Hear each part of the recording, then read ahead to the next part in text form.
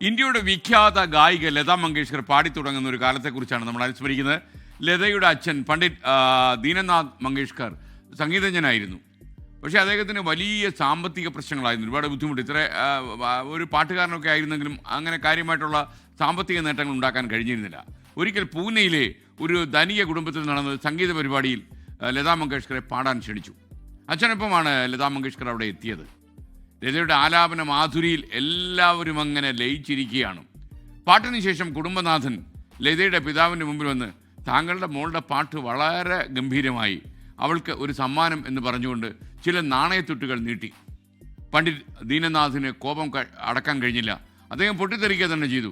ഞങ്ങൾ ഭിക്ഷക്കാരല്ല, ഞങ്ങൾ കലാകാരന്മാരാണ്, ഞങ്ങളുടെ കലയ്ക്ക് ഒരു വില നിശ്ചയിച്ച് ഫീസ് തരണം, ഇതല്ല വേണ്ടത് എന്ന് പറഞ്ഞ് ദീനനാഥ് ഈ കൊടുത്ത നാണയങ്ങൾ മടക്കി കൊടുത്തു. പിന്നെ അച്ഛൻ ലതയോട് പറഞ്ഞു, കലയ്ക്കൊരു മൂല്യമുണ്ട്, നിന്റെ പാട്ടിന് യോഗ്യമായ ഒരു തുക നീ തന്നെ ആദ്യം നിശ്ചയിക്കണം. ഈ വാക്കുകൾ ലതാ മങ്കേഷ്കറെ വല്ലാതെ അലോസരപ്പെടുത്തി. ഈ അച്ഛൻ പറഞ്ഞ കാര്യം ജീവിതം മുഴുവൻ അവർ ഓർമ്മിച്ചു വെച്ചു. പിന്നീട് ഒരിക്കലും ലതാ മങ്കേഷ്കർ സൗജന്യമായി ഒരു സ്ഥലത്തും പാടിയിട്ടില്ല. മറ്റുള്ളവർ നമ്മളെ എങ്ങനെ പരിഗണിക്കണം എന്നത് നമ്മൾ തന്നെ പ്രധാനമായും ആദ്യം നിർണ്ണയിക്കണം എന്നായിരുന്നു അച്ഛൻ്റെ പക്ഷം. യോഗ്യതയുള്ള പ്രതിഫലം ആവശ്യപ്പെടുക എന്നത് പ്രൊഫഷണലിസത്തിൻ്റെ ഭാഗമാണ്. പക്ഷേ കഴിവിനനുസരിച്ച് പ്രതിഫലം ചോദിക്കാവൂ എന്നതും പ്രധാനമാണ്.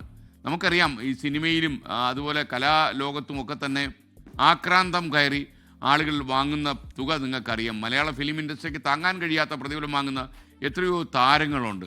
ഒരുപക്ഷെ നമ്മുടെ ഇൻഡസ്ട്രി ഇങ്ങനെ തകർന്ന് തരിപ്പണമാകാനുള്ള കാരണങ്ങളിലൊന്നും ഈ ആർട്ടിസ്റ്റുകൾ ഓരോ ദിവസവും കൂട്ടുന്ന പ്രതിഫലം തന്നെയാണ്. അതേപോലെ തന്നെയാണ് മറ്റുള്ള സംഗീത രംഗത്തും കലാലോകത്തും ഒക്കെ തന്നെ